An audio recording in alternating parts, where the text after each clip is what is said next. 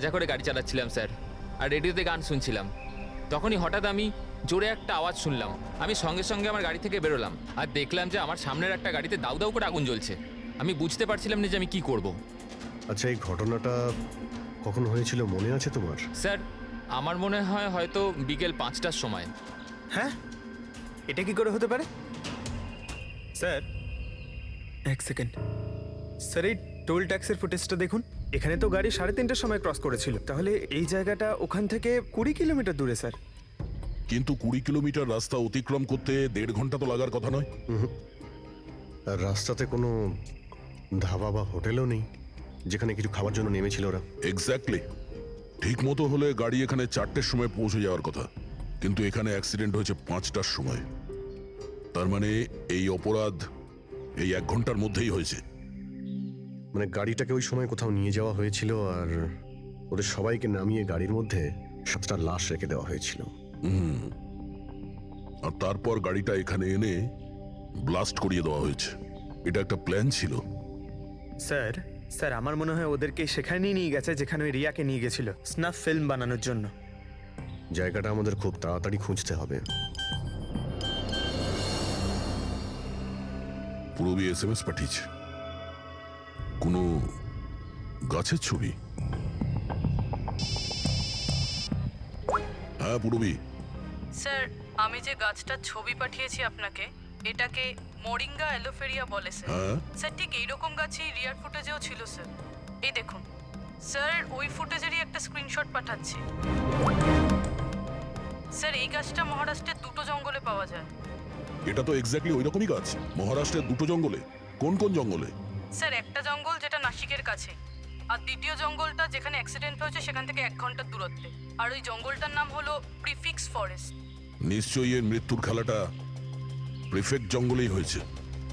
তবে prefix forest তো একটা বড় জঙ্গল, ওখানে খোঁজা তো অত সহজ নয়। ফরেস্ট অফিসারদের সাহায্য নিতে হবে।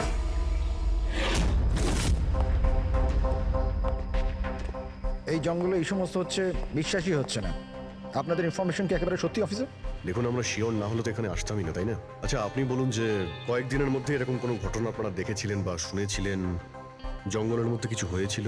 একদম নয়। আর এরকম কিছু হলে আমাদের নিশ্চয়ই চোখে পড়তো সেগুলো। ঠিক আছে, কোনো ব্যাপার না। যাই হোক, নিজেদের নিশ্চিন্ত হওয়ার জন্য আমরা একবার জঙ্গলে যাব। স্যার, এমনিতে স্যার আপনারা কি পুরো জঙ্গলটা দেখতে চাইবেন? কারণ অনেক বড় এই জঙ্গলটা, এতে অনেকটা সময় লাগতে পারে। না না, আমরা পুরো জঙ্গলটা দেখতে চাই না। আমাদের জঙ্গলে সেই জায়গাতে নিয়ে চলুন যেখানে কেউ যাতায়াত করে না, কারণ প্রায় এই ধরনের জায়গাতেই অপরাধীরা অপরাধ করে। Okay officer. বিনোদ, মেঘনা, এনাদেরকে ওই জঙ্গলের ওই অংশগুলো দেখানোর দায়িত্ব তোমাদের, ঠিক আছে? হ্যাঁ sir. Yes sir. Sir, 1 second. Sir, এটা দেখুন, এটা হচ্ছে জঙ্গলের সবচেয়ে ঘন এবং নিস্তব্ধ জায়গা। আমার মনে হয় আমাদের এখান থেকেই শুরু করা দরকার। ঠিক আছে, দেখি।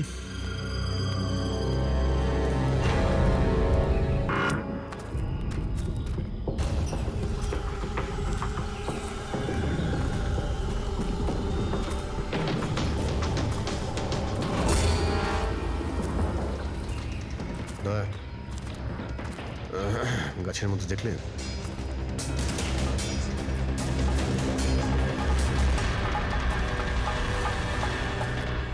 ছোট্ট ক্যামেরা। মানে আমরা সঠিক জায়গাতেই এসেছি। এটাই সেই জায়গা যেখানে ওই ফিল্ম বানানো হচ্ছে। ক্যামেরা উপরেও আছে, ওইদিকে প্যান করা আছে।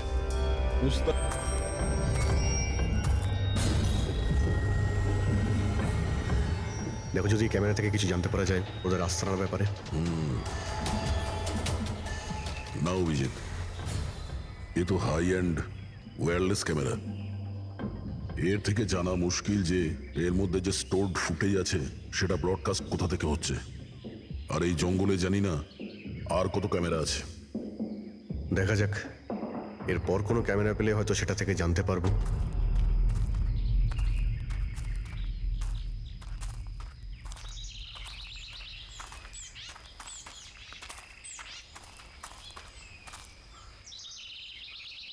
স্যার, স্যার এই চিহ্ন দেখুন। আমার মনে হচ্ছে আমাদের আগে এখানে কেউ এসেছিল। তার মানে আমরা সঠিক পথেই যাচ্ছি।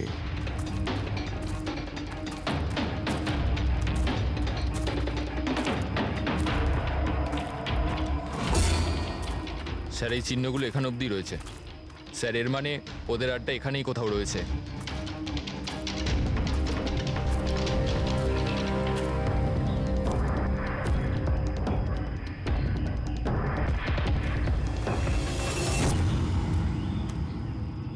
স্যার স্যার তাড়াতাড়ি আসুন। এই এক মিনিট স্যার, এক সেকেন্ড। ভয় পেও না, আমরা সিআইডি অফিসার্স। ওঠো। উঠে এসো। ওটো স্যার, আপনারা সিআইডির লোক, আমাকে বাঁচান স্যার।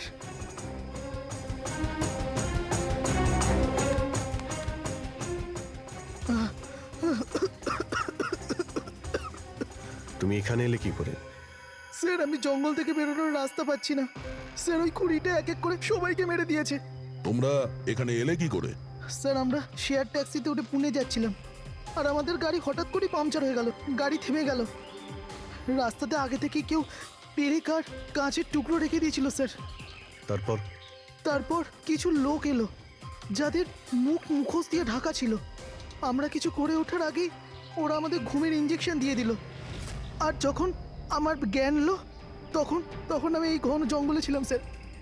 স্যার আমি জানি এই জঙ্গলে খিদে তৃষ্ণা নিয়ে কিভাবে ছিলাম, কখনো কাঠ খেয়েছি তো কখনো গাছের পাতা। যখনই কারোর চিৎকারের আওয়াজ পেতাম বুঝে যেতাম কেউ মারা গেছে। তার মানে এখানে সব জায়গাতেই ক্যামেরা লাগানো আছে। তোমার ভাগ্য ভালো যে তুমি ওদের হাত থেকে বেঁচে গেছো। স্যার এই কারণে ধরতে পারিনি যে ওরা আমার জামার বোতামে একটা ক্যামেরা লাগিয়ে দিয়েছিল, আর আমি ওই বোতামটা ভেঙে ফেলে দিয়েছিলাম। হয়তো সেই কারণেই আমাকে ওরা ধরতে পারেনি। তুমি বলতে পারবে যে বাকি লোকেদের মধ্যে কতজন জীবিত আছে এখন? জানি না স্যার, কিন্তু কাল রাতে যখন আমি গাছে বসেছিলাম তখন কারোর চিৎকারের আওয়াজ পেয়েছিলাম। জানি না ওকে আহত করেছে নাকি প্রাণে মেরে দিয়েছে। কোন দিক থেকে চিৎকারটা শুনতে পেয়েছিলে তোমার মনে আছে কিছু? আমি তো এদিকের কাছে, হয়তো ওদিক থেকে এসেছিল স্যার।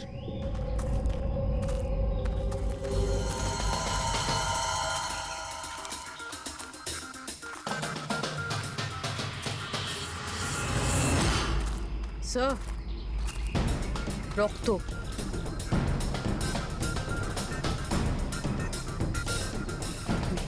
স্যার এখানেও আছে। মানে ওদের মধ্যে আহত কেউ এই দিকেই গিয়েছে। স্যার স্যার এই দেখুন, রক্তের কিছু দাগ এদিকে গেছে। এইদিকেও রক্তের চিহ্ন রয়েছে আর এইদিকেও রয়েছে, দুদিকেই রয়েছে। দুদিকেই দেখতে হবে। পঙ্কজ, পূর্বী, তোমরা এই দিকটা যাও, আমরা এই দিকটা দেখছি। বিনোদ, তুমি ওদের সঙ্গে যাও। আর হ্যাঁ, প্রত্যেক আধ ঘন্টা অন্তর আপডেট দেবে। হ্যাঁ, আপনি আসুন।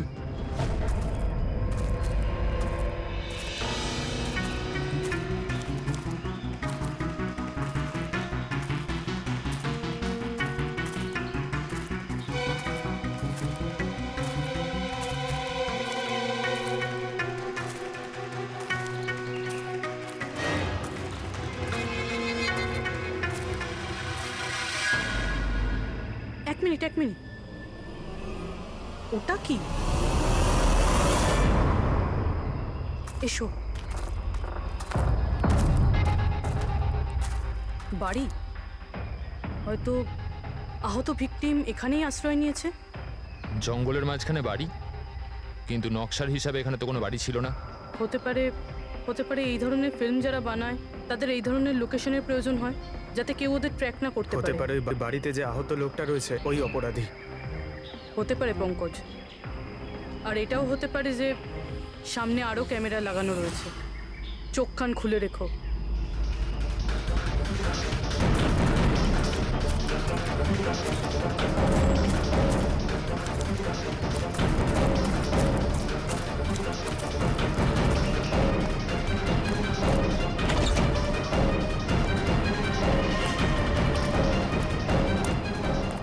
পঙ্কজ, টর্চ।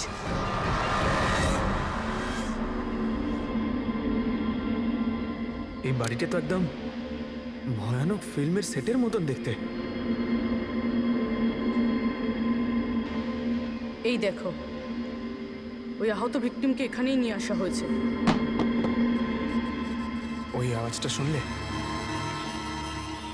ভিতর থেকে আসছে।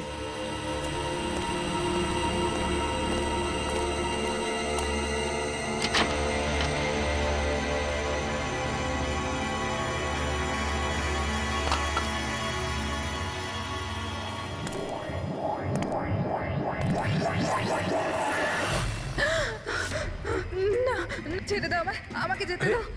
বেরিয়ে এসো। না, আমার কাছে এসো না, আমি কিছু করিনি। দেখো, আমরা সিআইডি অফিসার, ভয় পেও না, এসো, কিচ্ছু হবে না তোমার। এসো এসো।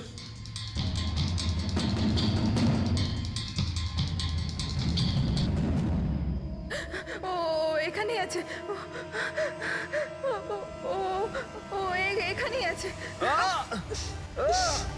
আরে পুরবি, এই লাইট কোথা থেকে আসছে?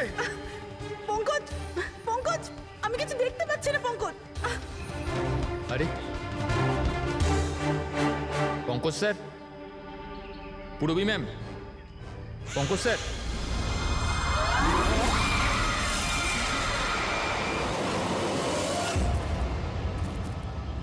স্যার, রক্তের দাগ তো এখানে এসে শেষ হয়ে গেছে। কিন্তু এটা কি করে হতে পারে? আহত যদি কেউ এই পর্যন্ত আসে, তাহলে এখান থেকে হঠাৎ করে অদৃশ্য হয়ে গেল কি করে? হতে পারে ও অপরাধীর হাতে ধরা পড়ে গেছে এখানে এই পয়েন্টে পৌঁছানোর পর। হতে পারে। জানি না মোহিত ছাড়া আর কেউ এখানে বেঁচে আছে কিনা। 1 ঘন্টা হয়ে গেল, পুরবী আর পঙ্কজের এলো না, কোনো ফোন কল এলো না।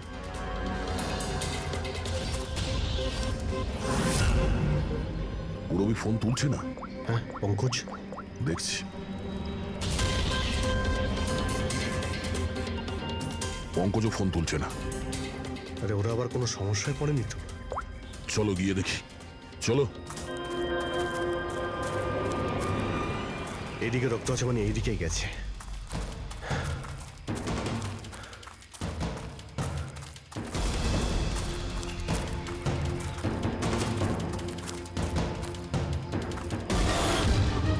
এই ঘরের ভেতর হতে পারে কেউ আছে, আমি ভেতরে গিয়ে দেখছি। ঠিক আছে, ততক্ষণ আমি এই বাইরেটা দেখি।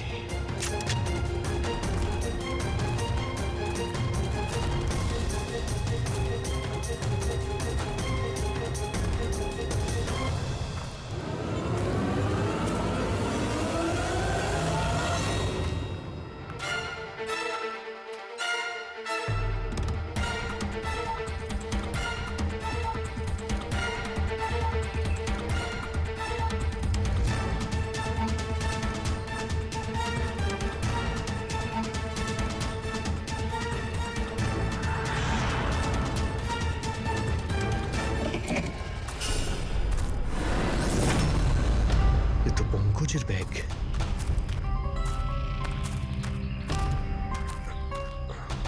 পঙ্কজ,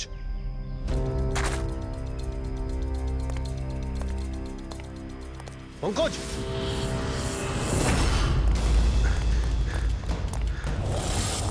পঙ্কজ, পঙ্কজ, পঙ্কজ, কেমন আছো? ওঠো, স্যার, ওঠো। কি হয়েছিল? হ্যাঁ স্যার ওইদিকে ওই বাড়িটায় গেছিলাম স্যার, ওখানে একটা মেয়ে ছিল স্যার। হ্যাঁ। ওর সঙ্গে কথা বলছিলাম স্যার, আর হঠাৎ করে কোথা থেকে এত আলো চলে এলো যে কিছু দেখতে পাচ্ছিলাম না, কিছু বুঝতে পারছিলাম না। ওই বাড়িটা থেকে যেন তেন প্রকারে বেরোলাম, তারপর এখানে এসে হয়তো পড়ে গেছিলাম। আর কিছু মনে নেই স্যার, আমার মাথা ঘুরছে। আর পুরবী, বিনোদ, ওরা কোথায়? স্যার ওরা জানি না স্যার, ওরা ভেতরে ছিল, বাইরে বেরিয়েছে কিনা জানি না। ও নো। কি কি হয়েছে তোমার? ও ঠিক আছে। পুরবী আর বিনোদকে পেলে? না, ঘরের ভেতরে তো কেউ নেই।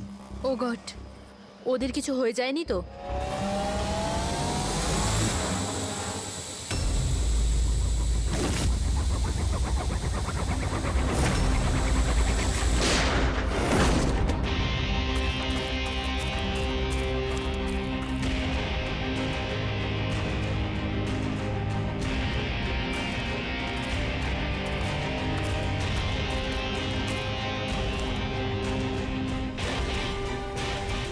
ব্যাপারটা তো খুব জটিল হয়ে যাচ্ছে।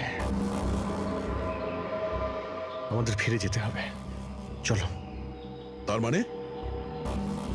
দেখো দয়া, আমরা জানি না এখানে কতজন অপরাধী আছে, কতগুলো ক্যামেরা আছে এখানে, কতগুলো অস্ত্র আছে ওদের কাছে। তাছাড়া আমাদের উপরে নজরও রাখছে ওরা। তাই আপাতত কোনোভাবেই ওদের সঙ্গে আমরা পেরে উঠবো না। আর পুরবী? ওকে এখানে একলা ফেলে চলে যাব আমরা? হ্যাঁ, দেখো দয়া, পূরবীকে হয়তো ওরা কোথাও আটকে রেখেছে। পূরবীকে বাঁচাতে গেলে আমরা তো কেউই বাঁচবো না। অভিজিৎ কি হয়ে গেছে তোমার?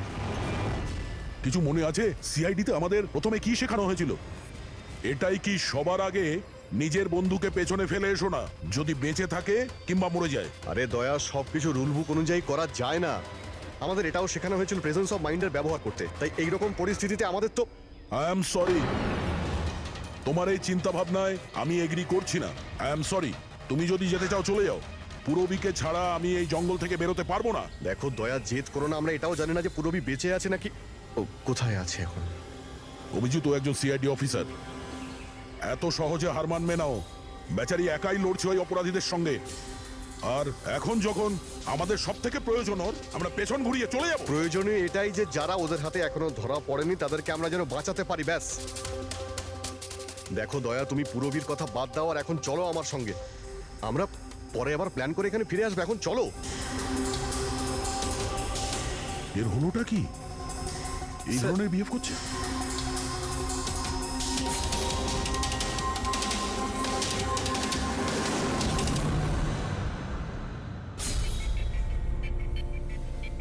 সিআইডির ইতিহাসে এই প্রথমবার হলো বোধহয় যে সিআইডি কারো কাছ থেকে ভয় পেয়ে চুপচাপ পালিয়ে গেল।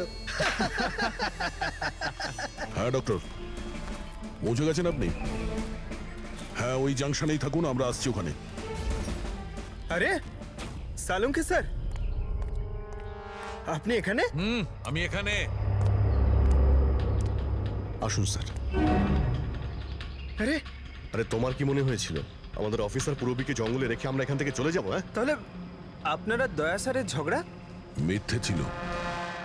যখন অভিজিৎ ওখানে ক্যামেরা দেখলো তখন আমাকে ইশারা করেছিল। জানেন এখানে কতগুলো ড্রোন লাগিয়ে রেখেছে আমাদের উপর নজর রাখার জন্য। যে লোকটা ওই ক্যামেরা দিয়ে আমাদের উপর নজর রাখছিল, ওর চোখে ধুলো দেওয়ার প্রয়োজন ছিল, সেই কারণে। ওরা নিশ্চয়ই এখন ভাবছে যে আমরা জঙ্গল থেকে চলে গিয়েছি, তাই রিল্যাক্সও হয়ে যাবে। ওদের উপরে অ্যাটাক করার এটাই ভালো সুযোগ। অভিজিৎ, এই নাও, এটা তুমি চেয়েছিলে। এটা আবার কি ডিভাইস স্যার? এটা হচ্ছে জ্যামার। আশেপাশে এই এরিয়ায় যত ক্যামেরা আছে সব জ্যাম হয়ে যাবে। আর ওরা আমাদের উপরে নজরও রাখতে পারবে না। আর এই ড্রোন, এই ড্রোনের মধ্যে যে ক্যামেরা লাগানো আছে ওর রেঞ্জ 7 কিলোমিটার মাত্র। কিন্তু ব্যাটারি তো শেষ হয়ে আসছে। তার মানে যদি আমরা এটাকে না ধরতাম তাহলে আবার ওদের আস্তানায় ফিরে যেত এটা ব্যাটারি চেঞ্জ করার জন্য। একটু আইপ্যাডটা বার করো, ম্যাপটা বার করো ওর থেকে। এই যে, এটাই হচ্ছে সেই জায়গা যেখানে আমরা ড্রোনটা পেয়েছিলাম। আর এর পাশেই ওই বাংলো। মনে হচ্ছে এটাই অপরাধীদের আস্তানা। তাহলে যাওয়া যাক, গিয়ে মুক্তি দিই পূরবী আর যারা বাকি বেঁচে আছে তাদের। চলো। না স্যার, আপনি মেঘনা আর মোহিত আপনারা এখানে থাকুন, আমরা যাচ্ছি।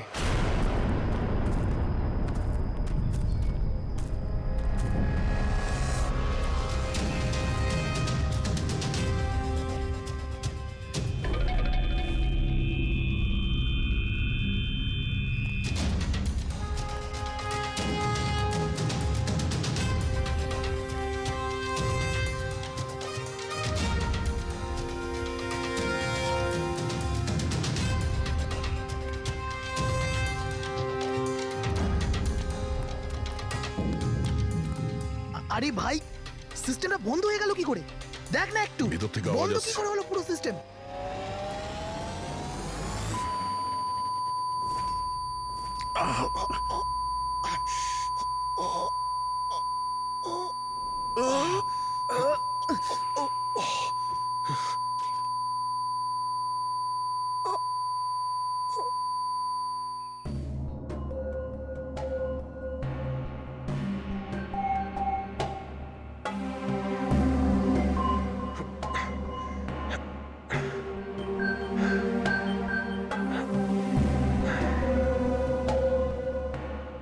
পঙ্কজ,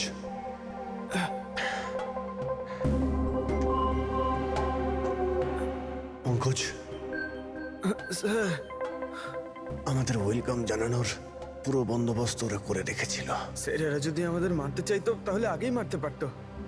আমাদের আমাদের মারতে গিয়ে কি এরা ভিডিও শুট করতে চায়?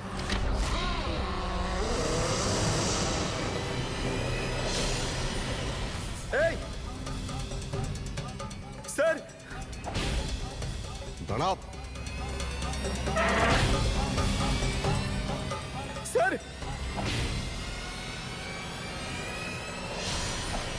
এটা আমি পঙ্কজ। পুরবি তুমি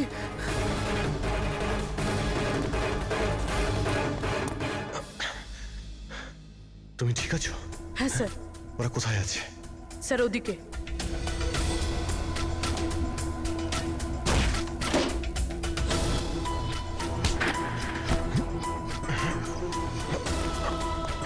এই, এই,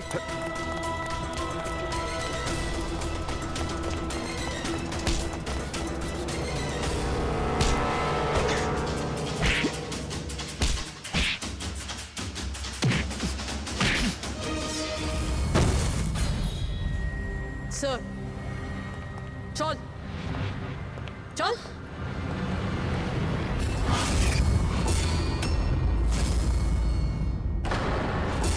মেঘনা তুমি? বাহ, আমরা তো ভাবছিলাম যে আমরা অপরাধীর চোখে ধুলো দিচ্ছি, কিন্তু কে জানতো যে আমরা অপরাধীকে সঙ্গে নিয়ে ঘুরছি। আপনারা এখানে কি করে? কে ছাড়িয়েছে আপনাদের? সিআইডি কে আটকে রাখা এত সহজ নয়। সুযোগ বুঝেই আমি ওই জানলাটা ভেঙেছি আর ওখান থেকে বাইরে বেরিয়ে গেছি।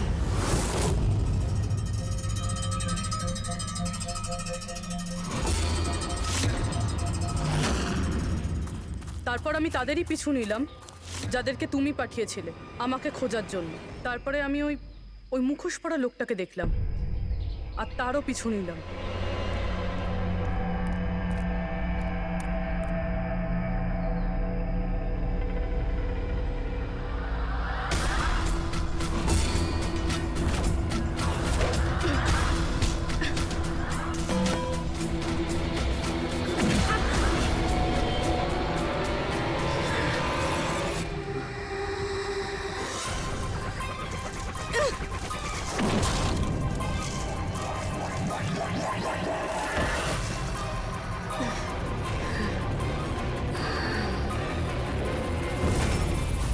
কিছুক্ষণ বাদে যখন আমার জ্ঞান এলো তখন আমি দেখলাম যে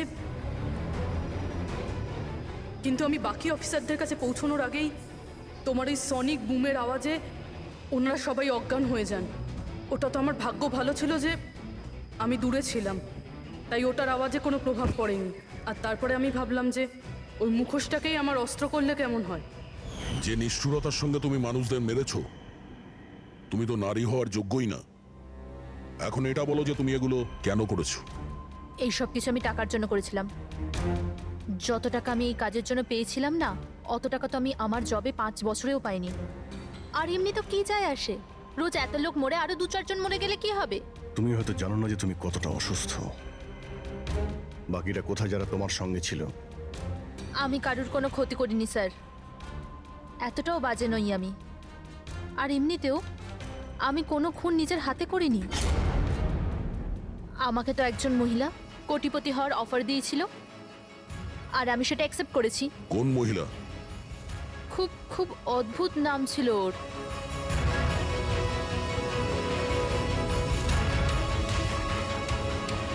রুট।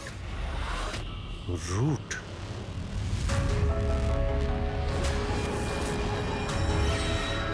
তাহলে রুটই হলো এই সব কিছুর মাস্টারমাইন্ড।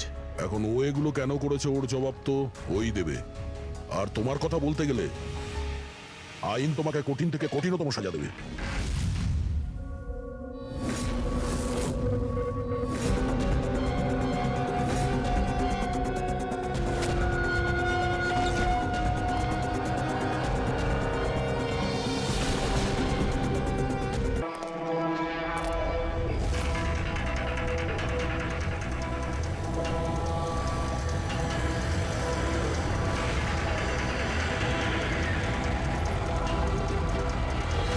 ও ভাই, গাড়িটা আগে নাও।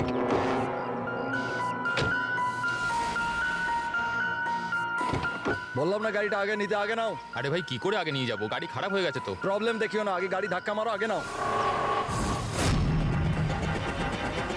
তাহলে আপনারা একটু সাহায্য করুন। কেন, আমরা কেন হেল্প করবো? তাড়াতাড়ি। এই লোকটাকে আমি চিনি স্যার, তার মানে আমাদের ইনফরমেশন একদম সত্যি। তার মানে ওই রুট নামের কম্পিউটার হ্যাকার এখানেই থাকে। আর ওই রুট নিশ্চয়ই কোনো ভয়ঙ্কর প্ল্যানিং করছে স্যার। যাই হয়ে যাক, ওকে জীবিত ধরতে হবে, এটা জানার জন্য যে ওর মিশনটা কি। আর এই মিশনে তোমাদের দুজন সাইবার কপকেও কাজে লাগবে। তুমি ইয়েস স্যার। এই বাইরে গেটে দাঁড়িয়ে থাকবে, ওকে স্যার। নজর রাখবে। চলো।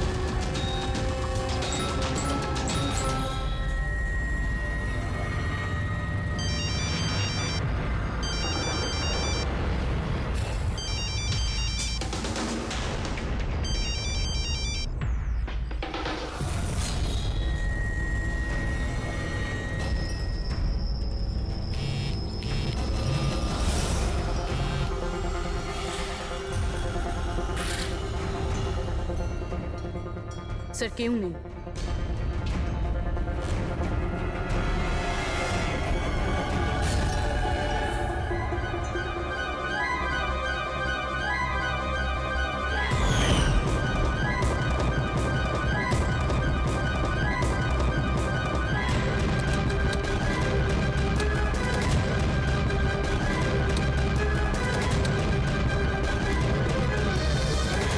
হ্যাঁ ফ্রেডি, স্যার সব জায়গা খুঁজে নিয়েছি, কেউ কোথাও নেই।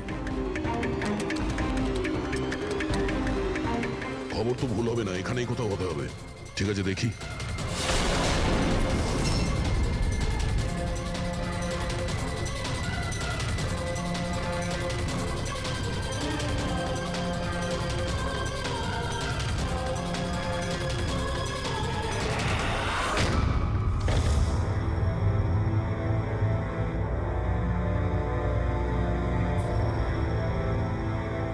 এখানে তো কেউ নেই।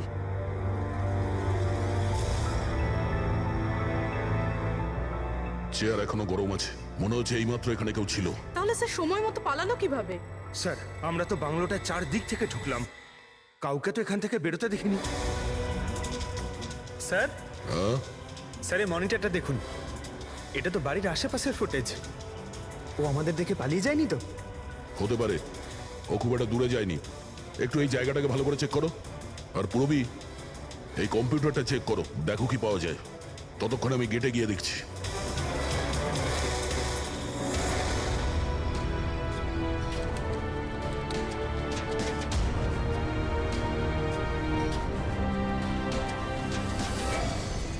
Mahesh, Mahesh, yes sir. এই রুট ভেতরে নেই, মনে হচ্ছে পালিয়ে গেছে। তুমি গেটেই ছিলে? স্যার আমি এখানেই দাঁড়িয়েছিলাম, আমি কাউকে পালাতে দেখিনি স্যার। এখান থেকে কেউ যায়নি? না স্যার। মেন গেট থেকে তো কেউ বাইরে যায়নি, বুঝতেই পারছি না এই রুট কোথা দিয়ে চলে গেল। স্যার বাইরে পিছনের দিক দিয়ে একটা গেট আছে, মনে হয় ওখান থেকেই পালিয়েছে। স্যার স্যার ওই কম্পিউটারটা পাসওয়ার্ড প্রোটেক্টেড, ব্যুরো নিয়ে যেতে হবে। স্যার এই রুট নিশ্চয়ই মারাত্মক মিশনটা শেষ করবার চেষ্টা করছে। এই রুটকে যে কোনো ভাবেও খুব তাড়াতাড়ি খুঁজতে হবে। 1 মিনিট। পুরো ঘরে কোথাও কার্পেট নেই, আর এখানে কার্পেট রাখা আছে, তার উপরে এই টুল। একটু সরাও এটাকে। স্যার স্যার এখানে তো একটা গুপ্ত দরজা। ফ্রেডি, তুমি এখানেই থাকো এদের সাথে, আমরা ভেতরে দেখছি।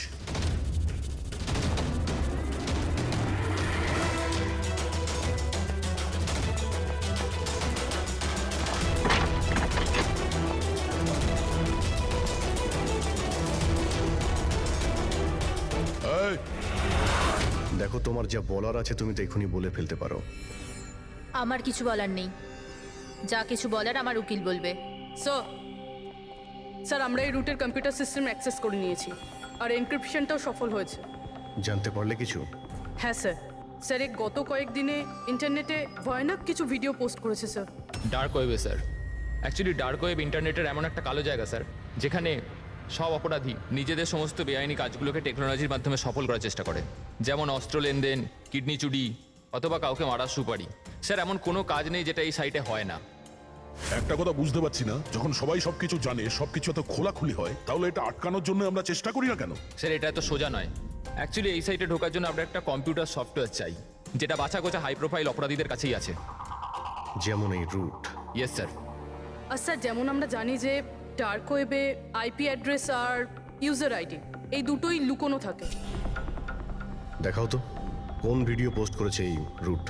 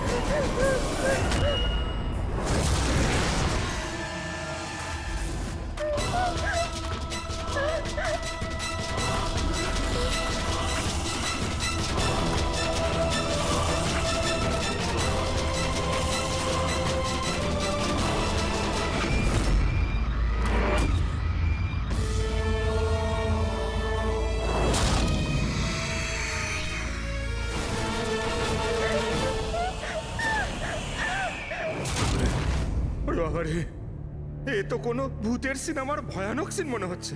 এই সিনটা কেন দিতে গেল ডার্ক ওয়েবে? স্যার এটা কোনো সিনেমার সিন নয়, এটা আসলেই হয়েছে। আর কোনো হিরোইনের সাথে নয়, বরং বরং একটা নিরীহ মেয়ের সাথে। যতদূর আমি জানি এগুলোকে তো স্ন্যাপ ফিল্ম বলে। হ্যাঁ স্যার, এই ভিডিওর অনেক বড় ইন্ডাস্ট্রি আছে। এমনি এটা কে? আমি জানি না।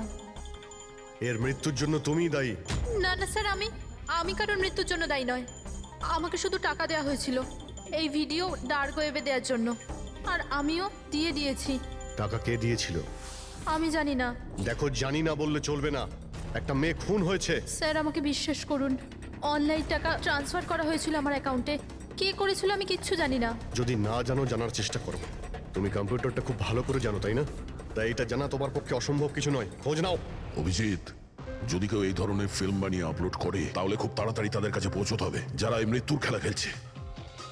একটা কাজ করা যাক, এই মেয়েটার ছবি সমস্ত পুলিশ স্টেশনে পাঠিয়ে দিয়ে একবার যদি জানতে পারা যায় মেয়েটা কে।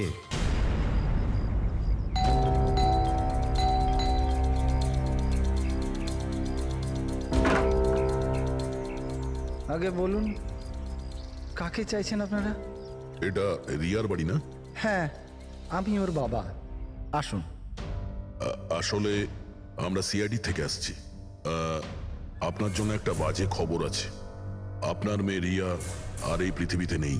হ্যাঁ জানি, কিন্তু ওর মৃত্যুর 10 দিন পরে আপনারা কেন বলতে এসছেন এসব? আপনি জানেন যে আপনার মেয়ে রিয়া মারা গেছে? আপনি গাড়ি অ্যাক্সিডেন্টের ইনভেস্টিগেশনের জন্য এসেছেন তো? তাহলে আপনারা এটাও নিশ্চয়ই জানবেন যে রিয়ার ফিউনারেল হয়ে গেছে। এক মিনিট, আপনি কোন কার অ্যাক্সিডেন্টের কথা বলছেন? ওই তো যেটাতে আমাদের রিয়া চলে গেল, শেয়ার ট্যাক্সিতে ওরা পুনে যাচ্ছিল। না না, রিয়ার মৃত্যু কার অ্যাক্সিডেন্টে হয়নি। এটা কি বলছেন আপনি? এক মিনিট,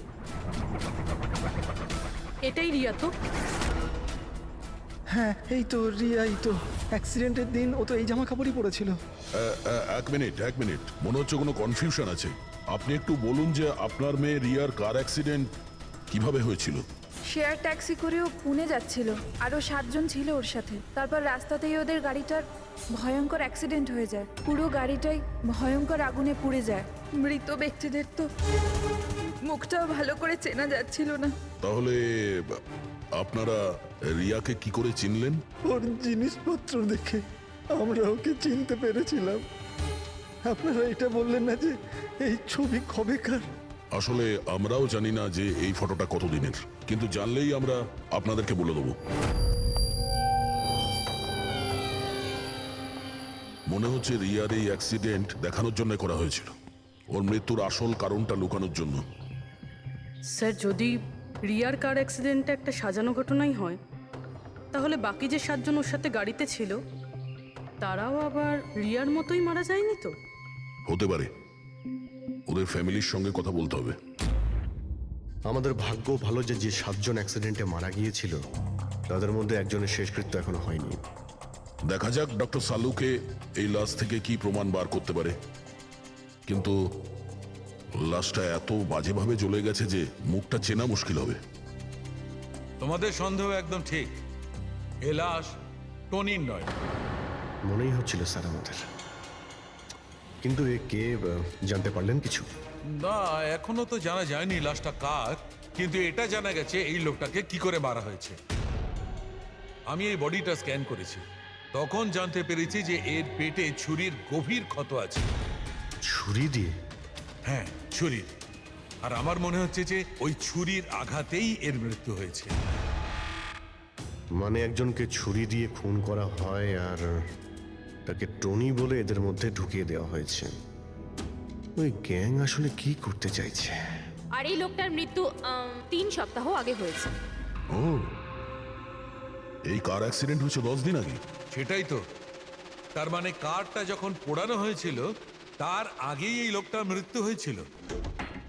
3 সপ্তাহ ধরেও লাশটাকে রেখে দিয়েছিল যাতে ওই গ্যাং এই ভয়ানক খেলাটা খেলতে পারে। আচ্ছা দয়া, আমরা একটা কাজ করি, যেখানে অ্যাক্সিডেন্ট হয়েছিল আমরা সেখানে যাই আর খোঁজ নিয়ে দেখি এক্স্যাক্টলি কি হয়েছিল ওখানে। আমি তো